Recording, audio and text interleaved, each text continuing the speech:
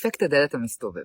מה זה? אני רוצה שתדמיינו, נכון שאנחנו נכנסים לקניון, בדרך כלל בקניונים, או למלונות וכזה, יש דלת עם המון, נכון? דלת שאני מסתובב דרכה ויוצא מהצד השני מאיזשהו כיוון. אני חושבת שהחיים שלנו מלאים בדלתות מסתובבות. זאת אומרת, כל החלטה שאנחנו הולכים לקחת, יש לה השלכות.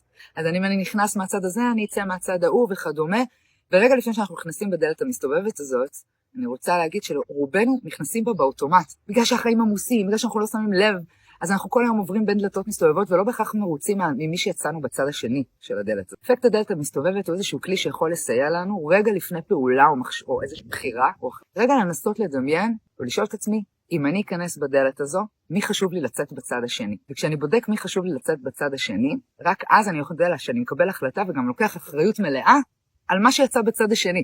ומה שאני מנסה להגיד זה שלפעמים אני אקבל החלטות שאני יודעת שההשלכה שלהן תייצר אולי אינטריגות או איזשהו, לא תמיד אני מושלמת, לא תמיד אנחנו יכולים להחזיק את עצמנו ולאסוף את עצמנו, אבל לפעמים אני יודעת שאם המתבגר שלי מעצבן אותי או קורה משהו בבית ואני אגיד משהו או יעשה משהו, יהיו לו השלכות. רגע לפני אני מדמיין את הדלת המסתובבת ואני שואל את עצמי, מאיפה את רוצה להיכנס ואיך את רוצה לצאת?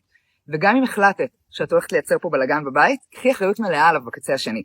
יש לנו נטייה לקבל לפעמים החלטות, אבל להיות ממש בקורבנות לגבי התוצאות. אם קיבלתי החלטה שאני, לצורך הדוגמה, מפחד להיות עצמאי, ובצדק, כן? יש לכל אחת הסיבות שלו. ולכן אני לא אעבור בדלת הזאת. אם אני בזבז עכשיו את כל החיים שלי להתמרמר שאני לא עובר בדלת הזו, אז אני מחזיק בקורבנות לגבי החלטה שאני קיבלתי.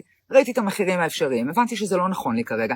קחו אחריות, עסקו במה כן. השיח הקורבני, התחושה הזאת שאין לנו ואנחנו לא יכולים וכדומה, זה רק אנחנו הגבול לעצמנו. אבל כל שלב בחיים יש לו בשלות, ואם היום לא מתאים לי לעבור בדלת הזו, ויש הרבה יותר פחדים או מחירים מרווחים, ואני בוחר לא לעבור בה, אני כן רוצה שתתמקדו במה כן, תעיפו את הסיפור הקורבני מהחלון. לא משנה איך נבחר להתנהג, כל עוד בחרנו, אנחנו מנהלים את האירוע, אנחנו מנהיגים את מה שקורה, והדברים לא קורים לנו.